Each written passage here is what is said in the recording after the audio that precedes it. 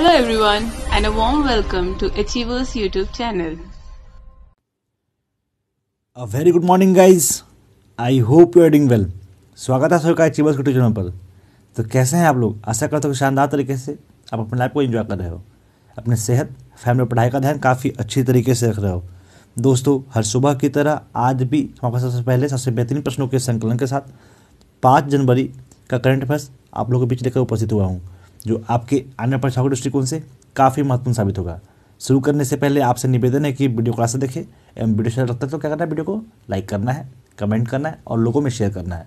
उससे क्या होता है, हमारी मोटिवेशन का लेवल बिल्कुल ऊपर लेवल तक जाता है। ठीक है, तो प्लीज़ आप लोग लाइक, कमेंट और शेयर अवश्य करें। ठीक है, तो चलिए मूव करते हैं आज के पहले प्रश्न के और। ठीक है, तो उससे पहले जो लोग हमारे चैनल पर नए हैं, जिन्होंने हमारे चैनल को सब्सक्राइब नहीं किया है, उनसे मेरा रिक्वेस्ट है प्लीज़ चैनल को सब्सक्राइब कर दे एवं बेल आइकन पर ऑल पे टैप करें। उससे क्या होगा, जो भी हमारे साइड से रेगुलर अपडेट होगा वो आपको सबसे पहले मिल सकेगा। ठीक है, तो चलिए देखते हैं आज का पहला प्रश्न क्या है। प्रश्न से रूबरू होते हैं। सबसे पहले मैं थोड़ा सा कलर चेंज कर लेता हूँ ताकि आप लोगों को थोड़ा सा इंटरेस्टिंग सा लगे। ठीक है, क्वेश्चन क्या है वो देखिए कि अंतर्राष्ट्रीय ब्रेल दिवस कब मनाया जाता है। तो ये अंतर्राष्ट्रीय ब्रेल दिवस जो है वो हर साल 4 जनवरी को अंतर्राष्ट्रीय ब्रेल दिवस मनाया जाता है। ठीक है, देखिए अब ये लोग भी पढ़ने के लिए आ गए हैं, आप भी पढ़ रहे हैं, ये भी पढ़ेंगे, सब पढ़े सब बढ़े। ठीक है, तो 4 जनवरी को हर साल अंतर्राष्ट्रीय ब्रेल दिवस मनाया जाता है। प्रतिवर्ष विश्व ब्रेल दिवस 4 जनवरी को लुई ब्रेल के जन्मदिन के स्मरणोत्सव के रूप में मनाया जाता है। इस दिन दिव्यांगजन अधिकार अधिनियम, नेत्र रोगों की पहचान, रोकथाम और पुनर्वास विषय पर बातें होती है। ठीक है, तो ये हर साल 4 जनवरी को अंतर्राष्ट्रीय ब्रेल दिवस के रूप में मनाया जाता है। ठीक है, ये आपके लुई ब्रेल के जन्मदिन के अवसर पे ये मनाया जाता है। ठीक है, तो ये था आज का पहला प्रश्न। अब मूव करते हैं अगले प्रश्न की तरफ। अगला प्रश्न है, रेल मंत्रालय ने हाल ही में किनके लिए किराए में मिलने वाली छूट को बंद कर दिया है। The railway minister has recently close the fair discount of home. तो खिलाड़ियों को मिलने वाली छूट को रेल मंत्रालय के द्वारा हाल ही में मिलने वाली छूट को बंद कर दिया गया। ठीक है, रेल मंत्रालय की ओर से लंबे समय से राष्ट्रीय खेल आयोजन में खेलने वाले टीमों खिलाड़ियों को सेकेंड क्लास स्लीपर के लिए 75%, प्रथम श्रेणी के लिए 50%, AC थर्ड के लिए 50% और AC 2 के लिए 25% राशि की छूट दी जाती थी, जिसको अब गवर्नमेंट के द्वारा क्या किया गया, मिलने वाली छूट को बंद कर दिया गया था। ठीक है, कर दिया गया है। ठीक है, तो ये रेल मंत्रालय के द्वारा ये आपका किया गया है, जो कि खिलाड़ी को मिलने वाली छूट को बंद कर दिया गया है। अब मूव करते हैं अगले प्रश्न की तरफ। अगला प्रश्न है, किस देश ने हाल ही में हिंद महासागर में पानी के अंदर ड्रोन का पहला बेड़ा तैनात किया है। Which country has recently deployed a fleet of underwater drones in the Indian Ocean. तो चीन के द्वारा हाल ही में हिंद महासागर में पानी के अंदर ड्रोन का एक बेड़ा तैनात किया गया है चीन के द्वारा। ठीक है, चीन ने हिंद महासागर में पानी के अंदर ड्रोन के एक बेड़ा तैनात किया है। इस ड्रोन को तैनात करने के पीछे उसका मकसद अपनी नौसेना के लिए खुफिया जानकारी को जुटाना है। ठीक है, तो ये चाइना के द्वारा आपके हिंद महासागर के एरियाज़ में, हिंद महासागर के पानी में एक अंदर ड्रोन छोड़ा है और अंदर ड्रोन का एक बेड़ा तैनात किया है। ठीक है, अंदर आपका ड्रोन टाइप का बेड़ा तैनात किया है, जो कि उसको खुफिया जानकारी इस ड्रोन के थ्रू उनको मिलेगा। ठीक है, तो चाइना का बात है, तो चाइना के बारे में जो भी इंपॉर्टेंट फैक्ट्स है वो देख लीजिए। कैपिटल है बीजिंग और प्रेसिडेंट है शी जिनपिंग। ठीक है, वाइस प्रेसिडेंट है वांग क्वेश्चन और करेंसी चलता है रेमिनबी। इंपेरियल है हंगरी और नेशनल असेंबली बोलते हैं रिपब्लिक ऑफ चाइना। रिसर्चर बोलते हैं the people of Republic China.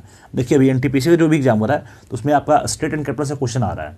तो जो भी आपका एशिया कॉन्टिनेंट में और एशिया कॉन्टिनेंट में जितने सारे कंट्री एंड कैपिटल हैं, सारा को आप बिल्कुल अच्छी तरीके से याद कर लीजिए। ठीक है, क्योंकि आपका अभी तक मैं देखा हूँ तो मोस्टली जो क्वेश्चन आ रहे हैं वो एशिया कॉन्टिनेंट से ही आ रहे हैं, और वैसे कंट्री भी आ सकते हैं जो थोड़ा सा लैमलाइट में रहा है। ठीक है, जैसे आपका हो जाएगा स्कैंडिनेवियन कंट्री हो गया, जैसे आपका नॉर्वे हो गया, फिनलैंड हो गया, स्वीडन हो गया, क्योंकि वहाँ से आपका नोबेल प्राइज़ मिलता है। ठीक है, बाकी USA हो गया, तो और जो चीज़ें हैं जो कुछ ज़्यादा लाइमलाइट में रहा है। ठीक है, तो वो सब आपका क्वेश्चंस पूछा जा सकता है। लेकिन जो एशिया का आपका जितने भी कंट्री है उसको बिल्कुल भी आप लोग मिस नहीं कीजिएगा, क्योंकि आपके एनटीपीसी क्या है, जो भी आपके आने वाली परीक्षाओं में जो भी आपके आने वाली परीक्षा है उसमें ये प्रश्न पूछे जा सकते हैं, क्योंकि ये माइनर चीज़ है और माइनर चीज़ तो आपको याद होना ही चाहिए। ठीक है, तो मूव करते हैं अगले प्रश्न। अगला प्रश्न क्या है वो देखिए कि एशियाई विकास बैंक एडीबी ने किस राज्य में बागवानी बढ़ावा देने के लिए $10 मिलियन के ऋण पर समझौते हस्ताक्षर किए हैं?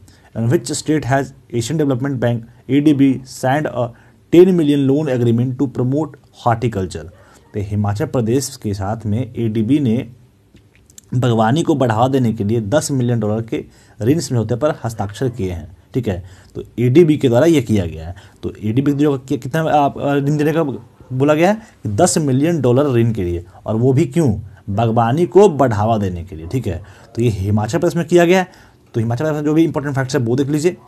पहले इसको यूटी बनाया गया था 1 नवंबर 1956 में, फिर बाद में 25 जनवरी 1971 में इसे स्टेट का दर्जा मिला। कैपिटल इसका शिमला है मेनली रूप से, और आपका जब ज़्यादा ठंडा पड़ता है तो धर्मशाला में ये कैपिटल शिफ्ट होता है। ठीक है, कुल डिस्ट्रिक्ट 12 है, गवर्नर है बंदारू दत्तात्रेय और चीफ मिनिस्टर जयराम ठाकुर है। ठीक है, उसके बाद अभी एक चीज़ और, आपका स्टेट एंड कैपिटल हो रहा है ना, स्टेट के जो भी, जैसे मैं ये करा रहा हूँ हिमाचल प्रदेश के बारे में, तो आपका एग्ज़ाम में पूछ देता है कि गवर्नर कौन है, चीफ मिनिस्टर कौन है। ठीक है, तो ये सब क्वेश्चन आपके एग्जाम में पूछा जा रहा है। इवन कैपिटल से भी क्वेश्चन पूछा जा रहा है। आपका इधर रिसेंटली आया था, कोई अरुणाचल प्रदेश के बारे में आया था, तो सब मतलब इंडियन स्टेट क्या भी पूछा है, तो सोच लिए बहुत इजी प्रश्न पूछ रहा है। एनटीपीसी एग्जाम में जो जीके जिसका पेपर है, अगर जो 40 प्रश्न आता है तो उसमें आप कह लो तो 35 या 30 क्वेश्चन में बिल्कुल दम नहीं है। आप लोग कोई भी जो भी आप अच्छी तरीके से स्टडी की हो ना, वो बना के हंस के बना के ले जाओगे। कोई कठिनाई तो आपका होगा ही नहीं, वो चाहे जीके जीएस का हो, चाहे वो मैथ्स का, चाहे वो रीजनिंग का, सारे क्वेश्चन नॉर्मल आ रहे हैं। ठीक है, तो अब ये हिमाचल प्रदेश में ये किया गया, और देख लीजिए आपके यूनिकैमरल में 68 सीट है, राज्यसभा में 3 सीट है, और लोकसभा में कितना 4 सीट है। एरिया में 17th है, और पर्सनल कितना है 21st। यहाँ पे 2 इंपॉर्टेंट नेशनल पार्क है, जो कि ग्रेट हिमालय नेशनल पार्क हो गया और पिन वैली नेशनल पार्क हो गया। नेशनल पार्क भी जो है वो भी बिल्कुल इंपॉर्टेंट है एनटीपीसी एग्ज़ाम के पॉइंट ऑफ व्यू से। एनटीपीसी हो जाए या फिर आने वाले दिन में सीएचएस का एग्जाम हो, तो वहाँ भी ये सब क्वेश्चन आपके एनटीपीसी मतलब आपका जो ये है नेशनल पार्क है, वहाँ से क्वेश्चन आते हैं। ठीक है, अब ये देखिए हिमाचल प्रदेश जो है वो भारत के किन स्टेट से बाउंड्री शेयर करता है। तो आप मैप देख लीजिए, आपको मैप में स्पष्ट रूप से हिमाचल प्रदेश दिख रहा होगा। ये है हिमाचल प्रदेश का लोकेशन। अब देखिए बाउंड्री कहाँ कहाँ से शेयर करता है। पहले से आपका यूटी जो नया बना है लद्दाख उसे शेयर करता है। ठीक है, उसका जम्मू कश्मीर से करता है, पंजाब से करता है, और उत्तराखंड से करता है, और हरियाणा से करता है। उसके पास से हाँ मतलब इतने स्टेट है, सॉरी यहाँ उत्तर प्रदेश से भी इसका बाउंड्री शेयर होता है। तो इतने सारे स्टेट है जिससे हिमाचल प्रदेश का बाउंड्री शेयर होता है। ठीक है, आप लोग ये बताइए कि हिमाचल प्रदेश में कौन सा पर्वत चोटी है, आपका कौन सा माउंटेन हिमाचल प्रदेश में है, तो उसका प्रश्न का आंसर आप लोग कमेंट में देना है। ठीक है, मूव करते हैं। सॉरी इसमें एक चीज़ और बता दूँ, क्योंकि एडीबी के द्वारा ये 10 मिलियन का समझौते पर हस्ताक्षर किया गया है। तो एडीबी के बारे में थोड़ा सा जान लीजिए, क्योंकि एडीबी से क्वेश्चन आ रहा है। एडीबी का आज ही एनटीपीसी में क्वेश्चन आया था कि एडीबी का हेडक्वार्टर्स कहाँ है, तो ये फिलीपींस की राजधानी मनीला में इसका हेडक्वार्टर्स है। और इसका आपका अपकमिंग डेज में पूछा सकता है कि एडीबी के हेड कौन है, तो एडीबी के हेड कौन है? मस्तस्कू अस्काबा। तो ये सब क्वेश्चन आपको पूछा जा सकता है, तो बिल्कुल आप लोग याद कर लीजिएगा, क्योंकि ये सब क्वेश्चन पूछने का चांसेस है। अब देखिए अगला क्वेश्चन क्या है वो देख लीजिए। क्वेश्चन है कि किस राज्य या केंद्र शासित प्रदेश सरकार के कला, संस्कृति और भाषा विभाग ने दक्षिण राज्य तमिलनाडु की भाषा और संस्कृति को बढ़ावा देने के लिए एक तमिल अकादमी स्थापित की है? The department of arts, culture and language of which state and union territory government has established a Tamil academy to promote the language and culture of the southern state of Tamil Nadu? तो दिल्ली आपका एक यूटी है, जिसके द्वारा कला, संस्कृति और भाषा के विभाग ने दक्षिण राज्य के तमिलनाडु की भाषा और संस्कृति को बढ़ावा देने के लिए एक तमिल अकादमी स्थापना की है। ठीक है, तो ये देख लीजिए, इसके बारे में कुछ जो फैक्ट्स है वो देख लीजिए। दिल्ली में तमिलनाडु के लोगों को एक बड़ी आबादी है, और हम तमिलनाडु के कला और संस्कृति के स्वाद लेने के लिए दिल्ली के लोगों के लिए एक मंच प्रस्तुत करना चाहते हैं। ये बोला गया है वहाँ के आपके चीफ मिनिस्टर के द्वारा। ठीक है, अब दिल्ली के बारे में जो भी इंपॉर्टेंट फैक्ट्स है, ठीक है, वो देख लीजिए। इसको आपका यूटी के रूप में बनाया गया था 1956 में, और ये आपके नेशनल कैपिटल टेरिटरी यानी एनसीटी नहीं बोलते हैं, एनसीआर बोल सकते हैं, नेशनल कैपिटल टेरिटरी आर यहाँ आता है। तो 1 फरवरी 1992 में आपके नेशनल कैपिटल टेरिटरी के रूप में आप बनाया गया है। कैपिटल है न्यू दिल्ली और डिस्ट्रिक्ट 11 है। लेफ्टिनेंट गवर्नर है अनिल बैजल और चीफ मिनिस्टर अरविंद केजरीवाल है। Deputy chief minister Manish Sisodia है और विधानसभा में 70 सीट है। राज्यसभा में 3 सीट है और लोकसभा में 7 सीट है। एरिया वाइज का 31 हो गया। अब ये देखिए, ये जो दिल्ली है वो भारत के किस किस स्टेट से बाउंड्री शेयर करता है। तो ये आपका एग्जैक्ट ये लोकेशन दिल्ली का है। तो ये करता है उत्तर प्रदेश से, ये करता है आपका मैं फिर से तो दिखा देता हूँ, ये करता है आपका उत्तर प्रदेश से, हरियाणा से करता है। तो ये कुछ स्टेट हैं जिससे इसका बाउंड्री शेयर होता है। मे बी कोई एक और स्टेट होता है। आपका जो दिल्ली है, दिल्ली जो है आपका हरियाणा से, उत्तर प्रदेश से, ये 2 ही स्टेट है जिससे इसका बाउंड्री शेयर होता है। ठीक है, देख लीजिए आप एक बार फिर से, यहाँ पे आपका दिल्ली है तो उत्तर प्रदेश से हो रहा है और हरियाणा से हो रहा है। तो सिर्फ 2 स्टेट है जिससे दिल्ली का बाउंड्री शेयर होता है। अब मूव करते हैं अगले प्रश्न की तरफ। अगला प्रश्न है, किस देश के प्रतिष्ठित गायक गेरी मास्टर्डन का 78 वर्ष की उम्र में निधन हो गया? Which countries iconic singer Gerry Marsden has died at the age of 78? ये इंग्लैंड के गायक थे जिनका 78 वर्ष की उम्र में निधन हो गया। क्या नाम था? गेरी मास्टर्डन। गेरी मास्टर्डन को लिवरपूल फुटबॉल क्लब के एथम you will never walk alone के लिए जाना जाता है। एक शानदार संगीत करियर में गेरी गायक के होने के साथ साथ गीतकार भी थे। ठीक है, ये आपका एक एंथम था, आपका लिवरपूल फुटबॉल क्लब के एंथम था जिसका नाम था you will never walk alone. ठीक है, और ये गाना थे उनके द्वारा ही लिखा गया था या गाया गया था, जो भी किया गया था। क्या नाम था? गेरी मास्टर्डन। ठीक है, अब मूव करते हैं अगले प्रश्न की तरफ। अगला प्रश्न है, नई दिल्ली में राष्ट्रीय पुलिस K9 जनरल का उद्घाटन किसके द्वारा किया गया? The national police K9 general was inaugurated bye home? तो अमित शाह के द्वारा नई दिल्ली में राष्ट्रीय पुलिस के 9 जनरल का उद्घाटन किया गया। K9 जनरल का उद्घाटन किया गया किसके द्वारा? अमित शाह के द्वारा। यह पुलिस सेवा के K9S पुलिस कुत्तों के विषय पर देश में इस तरह का पहला प्रकाशन है। ठीक है, यह एक अनूठी पहल है जो देश में पुलिस सेवा डॉग K9 PS के टीमों से संबंधित विषय को और समृद्ध करेगा। ठीक है, तो ये जो है वो अमित शाह के द्वारा पुलिस K9 का उद्घाटन किया गया। ठीक है, अब मूव करते हैं आज के अगले प्रश्न की तरफ। अगला प्रश्न क्या है वो देखिए कि हाल ही में पूर्व केंद्रीय मंत्री और राजस्थान के कांग्रेस के वरिष्ठ नेता का निधन हो गया। Recently former union minister and senior leader of Rajasthan Congress passed away. तो उनका नाम क्या था? तो उनका नाम बूटा सिंह जी था। ठीक है, ये बूटा सिंह जी थे जो कि आपके राजस्थान के केंद्रीय मंत्री, पहले पूर्व केंद्रीय मंत्री रह चुके थे और राजस्थान के कांग्रेस के वरिष्ठ नेता रहे थे। अनुभवी राजनीतिक बूटा सिंह ने 1986 से 1989 तक राजीव गांधी सरकार में भारत के गृह मंत्री के रूप में कार्य किए थे। तो ये हैं बूटा सिंह जी। ठीक है, जिनका हाल ही में निधन हो गया। देखिए इनका हाथ का साइन क्या है? क्या लेकर आया क्या लेकर जाना, खाली हाथ आया खाली हाथ जाना। साइन भी इनका देखा है, खाली हाथ जाना है। ठीक है, तो ये हैं बूटा सिंह जी जो कि आपके राजस्थान के कांग्रेस के एक वरिष्ठ नेता थे और ये पूर्व केंद्रीय मंत्री भी थे। ठीक है, तो ये थे बूटा सिंह जी। ठीक है, भगवान इनकी आत्मा को शांति दे। मूव करते हैं आज के अगले प्रश्न की तरफ।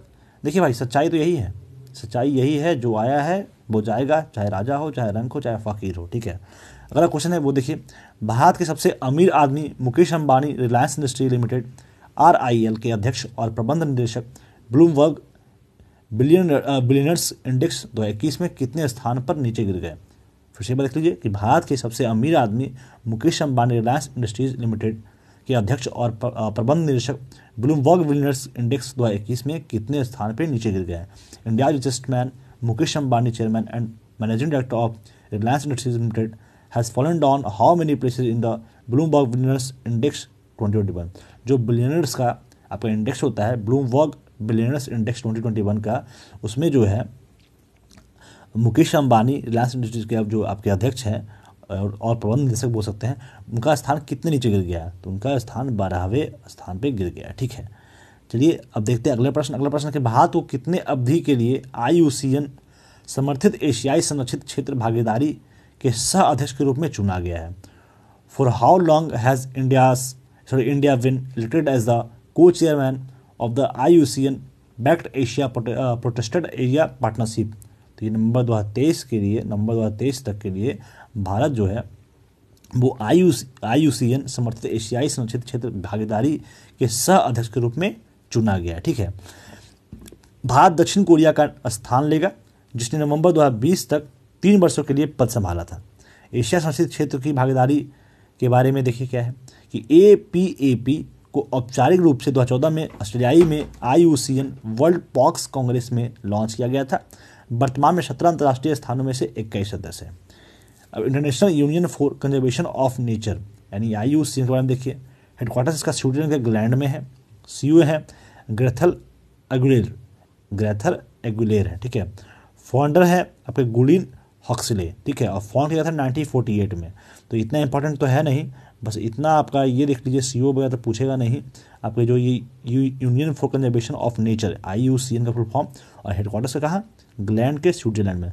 बाकी अगर जो आपको मेमोरी पावर आपका बहुत स्ट्रांग है, आपको याद करने में काफ़ी मज़ा आता है, तो ये चीज़ें आप लोग याद कर सकते हैं। लेकिन मुझे नहीं लगता कि ये सब प्रश्न उतने पूछे जाएंगे, क्योंकि ये जो IUCN है यही तो उतने लाइमलाइट में नहीं है। जिस तरीके से आपका यूनेस्को होता है, आपका WTO होता है, या फिर आपका WHO होता है, उतने लाइमलाइट में नहीं है। ये थोड़ा थोड़ा है, तो इसलिए आपको इसका एक फुल फॉर्म जाना चाहिए और इसका हेडक्वार्टर जाना चाहिए। तो ये सब चीज़ें आप थोड़ा सा माइंड में डाल सकते हैं। बाकी आपको जो आपको याद करने का तो याद कर सकते हैं, आपकी मन। अगला क्वेश्चन है, किस भारतीय सेना ने भारत इलेक्ट्रॉनिक्स लिमिटेड BEL के साथ एक अनुबंध पर हस्ताक्षर किए हैं, जो कि विकिरण डिजिटल्स लेजर डिजिटल्स के उत्तेजित के उत्सर्जन द्वारा प्रकाश प्रबंधन की खरीद के लिए है। ठीक है, which Indian army has signed a contract with Bharat electronics limited will to produce light amplification by stimulated emission of radiation laser diesels। तो ये भारतीय नौसेना द्वारा भारत इलेक्ट्रॉनिक्स लिमिटेड के साथ अनुबंध पर हस्ताक्षर किए हैं, जो कि विकिरण डिजिटल्स के लिए उत्तेजित उत्सर्जन द्वारा प्रकाश प्रबंधन की खरीद के लिए है। ठीक है, शुरुआत में 20 लेजर डिजिटल के लिए समझौते पर हस्ताक्षर किए गए हैं। लेजर डिजिटल तकनीक को रक्षा अनुसंधान और विकास संगठन DRDO द्वारा विकसित किया गया है, और इसका निर्माण BEL पुणे संयंत्र द्वारा किया जाएगा। DRDO का बात आ गया है। ठीक है, तो DRDO के बारे में जितने सारे इंपॉर्टेंट फैक्ट्स है वो आप लोग बता दीजिए, क्योंकि आज NTPC के एग्जाम, कल एग्जाम में NTPC एग्जाम में आपका पूछा गया था। ठीक है, और आगे आपका आज पूछा जा सकता है, इसमें कुछ और चीज़ें हैं। ठीक है, क्योंकि कल पूछा गया था तो आज कुछ और चीज़ इसमें पूछा जाएगा, ये मैं आपको एश्योर करता हूँ। और अगर जो पूछा जाएगा तो मैं आपको जरूर बताऊंगा कि इसमें चीज़ें पूछी गई हैं। ठीक है, अब मूव करते हैं आज के अगले प्रश्न की तरफ। अगला प्रश्न है, किस बैंक ने देश भर में डिजिटल इलेक्ट्रॉनिक भुगतान के लिए डिजिटलीकरण की सीमा को पकड़ने के लिए एक digital payments index DPI launch किया है। Which bank has launch a digital payment index DPI to capture the digitalization of digital electronic payment across the country. ये RBI के द्वारा डिजिटल इलेक्ट्रॉनिक भुगतान के लिए डिजिटलीकरण की सीमा को पकड़ने के लिए एक डिजिटल पेमेंट्स इंडेक्स लॉन्च किया गया है। किस द्वारा किया गया? RBI यानी रिजर्व बैंक ऑफ इंडिया। तो ये रिजर्व बैंक ऑफ इंडिया देख लीजिए। आज NTPC के एग्जाम में कल NTPC के एग्जाम में एक क्वेश्चन पूछा गया था कि आपका जो RBI एक्ट आया था वो कौन से ईयर में आया था। तो ये आया था 1934 में RBI एक्ट आया था। उसके बाद 1935 में ये एक्ट पारित हुआ था, तभी RBI को इस्टेब्लिश किया गया था। 1 अप्रैल 1935 को RBI को इस्टेब्लिश किया गया था। हेडक्वार्टर्स का मुंबई है और फॉर्म किया था ब्रिटिश राज के द्वारा। गवर्नर शक्तिकांत दास। चलिए आप लोग से 2 क्वेश्चन मैं पूछता हूँ। पहली बात, अगर जो आप मेरे जो मैं आज NTPC का एनालिसिस लाया हूँ शिफ्ट 1 और शिफ्ट 2 का, ठीक है, जो आपका ये है 4 तारीख का जो पेपर है, 4 तारीख के पेपर का मैं एनालिसिस लाया हूँ, तो शिफ्ट 1 और शिफ्ट 2 का लेके आया हूँ। अगर जो वो लोग वो लेक्चर को आप नहीं देखें, सबसे पहले आपसे मेरा प्रार्थना है, प्रे है कि जाइए और एक बार देख लीजिए, क्योंकि वहाँ पे जो चीज़ें बताई गई हैं और अगर जिनका NTPC एग्जाम है उनको एक बार देखना चाहिए, क्योंकि कहाँ कहाँ कैसे कैसे क्वेश्चन आ रहा है। और जो लोग अभी बिगिनर हैं, जो लोग एग्जाम नहीं भी है, तो उन्हें भी जाना चाहिए कि पैटर्न क्या होने वाला है क्वेश्चन का और कैसे कैसे क्वेश्चन पूछे जा रहे हैं। तो जाइए एक बार अवश्य देखिए, क्योंकि वहाँ पे काफ़ी अच्छी तरीके से बताया गया है। दूसरी बात, RBI से क्वेश्चन कैसे आया था वो बताता हूँ मैं। RBI से क्वेश्चन क्या आया था कि कब ये एक्ट पारित हुआ था। तो इसमें आपको 2 क्वेश्चन का आंसर देना है। पहला क्वेश्चन तो शक्तिकांत दास के पहले RBI के गवर्नर कौन थे, जो मैं आज बताया हूँ, ठीक है, जो मैं आज बताया हूँ। और दूसरी बात, RBI को नेशनलाइज्ड कब किया गया, ये भी मैं चीज़ें आज बताया हूँ। तो 2 प्रश्न का आंसर आप लोग कमेंट में दीजिए, ठीक है, क्योंकि वो चीज़ मैं वहाँ पढ़ा चुका हूँ, ठीक है। अगर जो आप लोग वहाँ पढ़े होंगे तो यहाँ आराम से दीजिएगा, गूगल बाबा का यूज़ मत कीजिएगा यार, आप लोग को ये चीज़ जानना चाहिए। अगर जो वहाँ पढ़ रहे हैं तो आपको यहाँ पर आकर लिखना चाहिए, ठीक है। चलिए मूव करते हैं आज के अगले प्रश्न की तरफ। अगला प्रश्न, निम्न में से किस केंद्रीय मंत्री ने वर्चुअल एग्री इंडिया हैकाथॉन 2020 का उद्घाटन किया है? Which of the following union minister has innovated virtual agri Indian hackathon 2020? तो नरेंद्र सिंह तोमर के द्वारा वर्चुअल एग्री इंडिया हैकाथॉन 2020 का उद्घाटन किया गया, ठीक है। कृषि मंत्री तोमर ने कहा है कि कृषि में एक नए युग की तकनीक और नवाचारों को समाहित करने के लिए प्रधानमंत्री नरेंद्र मोदी के दृष्टिकोण के मद्देनजर वर्चुअल हैकाथॉन का आयोजन किया जा रहा है, ठीक है। तो ये जो है कृषि मंत्री आपके नरेंद्र सिंह तोमर जो हैं, ये कृषि मंत्री हैं, उनके द्वारा वर्चुअल एग्री इंडिया हैकाथॉन 2020 का उद्घाटन किया गया। एग्री मतलब क्या था? एग्रीकल्चर, ठीक है। तो ये जो है वो कृषि मंत्री हैं नरेंद्र सिंह तोमर। आपके मिनिस्ट्री से भी क्वेश्चन पूछा जाता है, ठीक है, तो आप लोग इसको याद कर लीजिएगा, कृषि मिनिस्ट्री कौन है आपके? नरेंद्र सिंह तोमर, ठीक है। अब मूव करते हैं अगले प्रश्न की तरफ। अगला प्रश्न है, इनमें से किस देश के राष्ट्रपति ने हाल ही में मृत्युदंड की सजा को माफ़ करने की घोषणा की है? The president of which this countries has recently announced to waive to death penalty? तो कजाकिस्तान के राष्ट्रपति के द्वारा हाल ही में मृत्युदंड की सजा को माफ़ करने की घोषणा की है। आपको कजाकिस्तान की राजधानी बताइएगा, मैं बता दूं कजाकिस्तान का राजधानी बिश्केक होता है, ठीक है। चलिए इतना तो इंपॉर्टेंट है नहीं। अब देखते हैं क्वेश्चन द लास्ट डे, जिस प्रश्न का आंसर रिया जी के द्वारा काफ़ी शानदार तरीके से दिया गया था, ठीक है। मैं पता है 2 जनवरी को मैं जब लेक्चर लेके आया था तो मैं आप लोगों से कहा था कि भाई आप लोगों ने तो कुछ अपने लाइफ के लिए रेजोल्यूशन बनाया होगा कि जो मुझे 2021 में पूरे करने हैं, ठीक है। तो एक मेरा भी तो मान लो भाई, मैं बोला था उस दिन, एक मेरा भी मान लो और आप उसको फॉलो करो। हर दिन आंसर किया करो, यहाँ पे हर दिन जो मैं क्वेश्चन पूछता हूँ उसका आंसर दिया करो। और वो चीज़ें करने से आपकी भलाई है, आपकी इस लेवल की भलाई है जो आप बाद में इस चीज़ को रियलाइज़ कीजिएगा, क्योंकि आपको बहुत सारी चीज़ें लिखते लिखते याद हो जाएंगी। आपको पता है जब आप बचपन में थे तो आप जब पहाड़ा याद करते थे तो क्या करते, पहले लिखते थे, उसके बाद मिटाते थे, फिर पढ़ते थे। तो लिखने का जो होता है ना, लिखते लिखते इंसान को याद होता है। अगर जो कोई चीज़ आपको याद नहीं हो रहा है या वर्ड्स मीनिंग याद नहीं होता है तो क्या करते हैं आप लोग, कॉपी पे लिखते हो और फिर बाबा लिखते हो और याद करते हो। तो लिखने और पढ़ने से जल्दी याद होता है, ठीक है।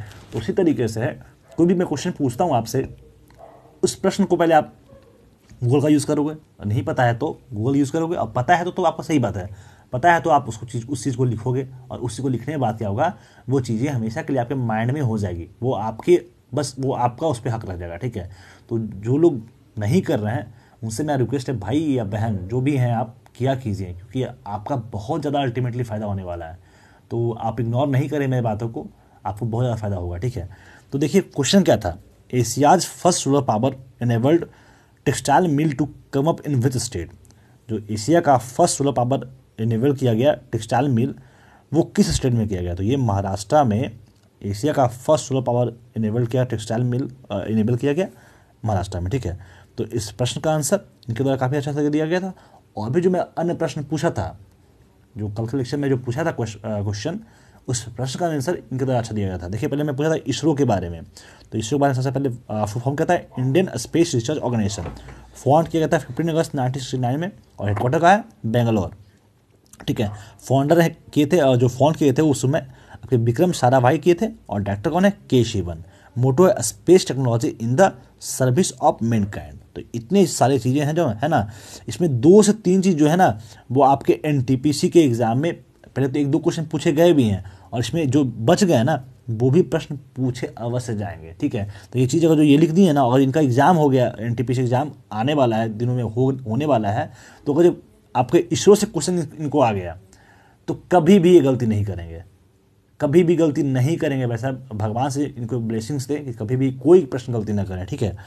उसके बाद से जो आपका महाराष्ट्र के बारे में पूछे थे, तो देखिए आपका गवर्नर से क्वेश्चन पूछ रहा है, तो अगर जो एग्जाम ये दे रहे हैं और अगर पूछ देगा कि भाई महाराष्ट्र का गवर्नर कौन है, तो कभी भी छोड़ेंगे? इनको पता होगा कि गवर्नर है भगत सिंह कोश्यारी, या चीफ मिनिस्टर कौन है, उद्धव ठाकरे। तो कभी भी ये सब प्रश्न ये नहीं छोड़ेंगे। अब अगर पूछ देगा नेशनल पार्क, तो नेशनल पार्क पूछ देगा घुघुमल नेशनल पार्क कहाँ है, कभी छोड़ेंगे? ये जब ये लिखे हैं तो इनको याद हो जाएगा कि संजय गांधी, घुघुमल, आपका चंदौली हो गया, टडोबा हो गया। तो ये सब सारे क्वेश्चन जो ये सब जो नेशनल पार्क है वो आपका महाराष्ट्र में है। तो ये सब चीज़ें अगर जो आप लिख रहे हो ना, तो ये सब चीज़ें आपको हमेशा के लिए याद हो जाता है। तो आप लिखा करो ना यार, आपको याद होता है तो आपको लिखा करो। चलिए मूव करते हैं क्वेश्चन ऑफ द डे। मैं हर दिन बोलता हूँ, हर दिन मैं रिक्वेस्ट करता हूँ, पर आप लोग सुनते ही नहीं, पता नहीं क्यों नहीं सुनते हैं। जब मेरा बात नहीं सुनते तो आप सबका बात सुनते हो क्या? चलो नहीं सुनते तो फिर दिक्कत में हो, सुनोगे तो सही है। क्वेश्चन ऑफ द डे में क्वेश्चन क्या है कि who is the author of book name as how to be a writer is. ये पुस्तक किस द्वारा लिखा गया है? As how to be a writer is. Option A Amrita Pritam, option B Ruskin Bond, option C Jhumpa Lahiri, option D Vikram Seth. तो इस प्रश्न का आंसर, अभी जो मैं प्रश्न आप लोगों से पूछा हूँ उस प्रश्न का आंसर आप लोग कमेंट में अवश्य दें।